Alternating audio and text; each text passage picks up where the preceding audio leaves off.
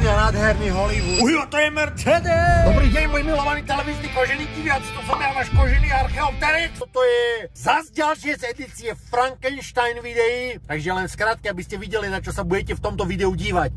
Budete sa tu dívať na pár nových aut, ktoré som prevzal a jeden tajný superšport, o ktorom nikto nevedel, a teraz už viete, že prirástol do našej garáže. To je to auto, ktoré som vám spomínal. No a s týmto sa dúfam zabavíme na našom kanáli teraz. Takže to je ten nový prírastok do koženej garáže. Takýto spek. That green looks funny. I like it.